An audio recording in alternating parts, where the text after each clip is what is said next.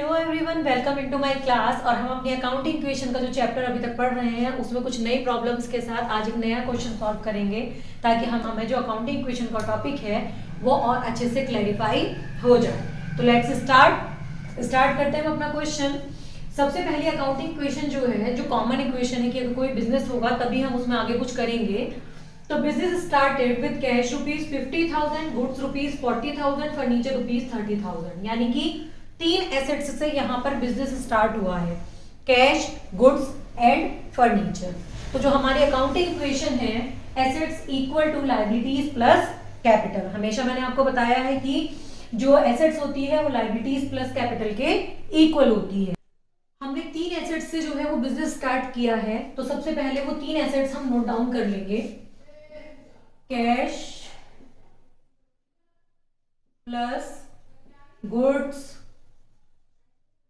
Plus furniture.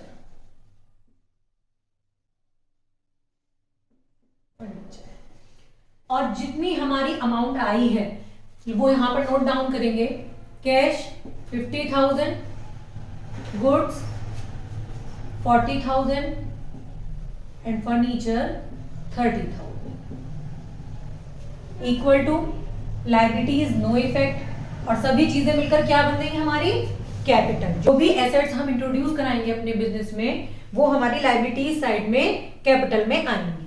तो total देखिए कितना होगा, 5 4 9 और 1 20, यानी कि 1,20,000। ये हमारी फर्स्ट इक्वेशन सॉल्व हो गई। नेक्स्ट देखिए, डिपॉजिटेड इनटू बैंक। हमने बैंक में जमा किए 10,000 रुपए, यानी कि जो हमारे बिजनेस का बैंक अकाउंट है वहां पर हमने 10,000 रुपए डिपॉजिट किए। तो यानी कि हमारे बैंक अकाउंट में पैसा आया होगा और कम कहां से हुआ होगा? हमारी कैश से। तो यहां पर सबसे पहले क्या कीजिए, 10,000 रुपीज कैश से डिडक्ट कर लीजिए। प्लस गुड्स पर कोई इफेक्ट नहीं, फर्नीचर पर नो इफेक्ट, और यहां पर बढ़ा लीजिए प्लस बैंक प्लस 10,000, यानी कि हमारे अकाउंट में 10,000 रुपए आ गए। यहां no effect plus no effect. दो इक्वेशन हमारी कंप्लीट हुई। अब इनका हम टोटल लगाकर देखेंगे कि हमारी बोथ साइड इक्वल है या नहीं। देखिए 50 minus 10 equal to 40, plus 40 plus 30 और प्लस 10 इक्वल टू 0 प्लस 1,20,000। हमारी बोथ साइड 120 होनी चाहिए। 4 8 12, यानी कि 120 बोथ साइड आर इक्वल। हम अपनी थर्ड इक्वेशन सॉल्व करेंगे। परचेज फर्नीचर ऑन क्रेडिट ₹5,000, मतलब हमने 5,000 रुपए का फर्नीचर परचेज किया है लेकिन उधार। अब उधार किया है तो हमारे पास सबसे पहले फर्नीचर आया, तो सबसे पहले फर्नीचर को नोट डाउन कीजिएगा। कैश पर नो इफेक्ट, गुड्स पर नो इफेक्ट, फर्नीचर हमारा कितने का? 5,000 प्लस कर लीजिए, प्लस बैंक पर नो इफेक्ट इक्वल टू। जब हमने साफ साफ लिखा हुआ है क्वेश्चन में कि उधार खरीदा है, तो उधार खरीदा है तो हमारे क्रेडिटर बनेंगे, यानी कि जिनसे हमने उधार लिया है उनको हमको फ्यूचर में पेमेंट देना है, तो वो हमारे क्रेडिटर होंगे। और क्रेडिटर होते हैं हमारी लायबिलिटी, तो हम लायबिलिटी साइड में बढ़ा लेंगे क्रेडिटर्स। तो यहां पर क्रेडिटर कितने के हुए हमारे? 5,000 के, प्लस कैपिटल में नो इफेक्ट। टोटल लगाएंगे, देखिए 40 plus 40 plus 35 plus 10 equal to 5 plus 120। पहले जो बोथ साइड का टोटल था वो 1,20,000 था। अब हमारा 5,000 का फर्नीचर बढ़ गया है इधर, और इधर हमारी लायबिलिटी बढ़ गई, यानी कि क्रेडिटर इंक्रीज हो गए हैं 5,000 से, जिनसे हमने फर्नीचर उधार खरीदा है। तो हमारी बोथ साइड बढ़कर कितनी हो गई? 125। नेक्स्ट इक्वेशन हमारी फोर्थ, इन्वेस्टेड इन शेयर्स ₹20,000, मतलब क्या? हमने किसी और कंपनी में अपने बिजनेस का जो पैसा है वो इन्वेस्ट किया है, यानी कि 20,000 रुपए के हमने शेयर्स खरीदे हैं। तो शेयर्स भी हमारी एसेट हुई, क्योंकि इन्वेस्ट जब हम कहीं करते हैं तो इन्वेस्टमेंट जो होते हैं वो हमारे एसेट साइड में आते हैं। तो हमने शेयर्स में इन्वेस्ट किया है पैसा, तो यहां पर बढ़ा लीजिए शेयर्स और यहाँ पर हमारा जो पैसा गया है वो कहाँ से गया है शेयर्स के लिए, जाहिर सी बात है हमारी कैश कम हुई होगी। तो हमसे कहा गया इन्वेस्टेड इन शेयर्स ₹20,000, तो सबसे पहले क्या कीजिए 20,000 कैश में से माइनस कर दीजिए, plus no effect no effect no effect. यहां पर पहले कुछ नहीं था तो यहां 0 0 कर दिया हमने सब जगह, और यहां पर कर दीजिए 20,000 equal to no effect no effect, यानी कि 20,000 रुपए के हमने शेयर्स खरीदे हैं और हमारे पास से 20,000 की कैश कम हो गई है।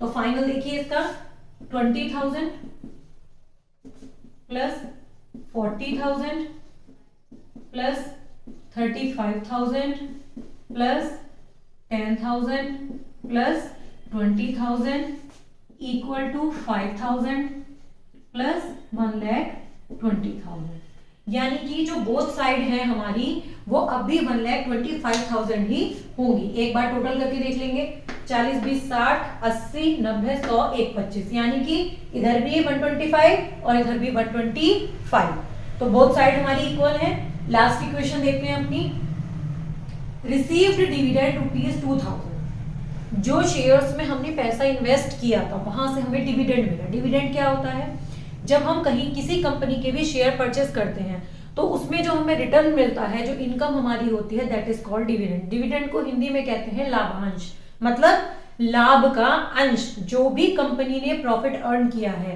किस कंपनी ने, जिसमें आपने शेयर्स परचेस किए हैं, जिस कंपनी के आपने शेयर्स परचेस किए हैं उस कंपनी को जो प्रॉफिट हुआ है, क्योंकि हम उस प्रॉफिट में पार्टिसिपेट कर रहे हैं, हमें उस प्रॉफिट का कुछ पार्ट मिल रहा है, दैट इज कॉल्ड डिविडेंड।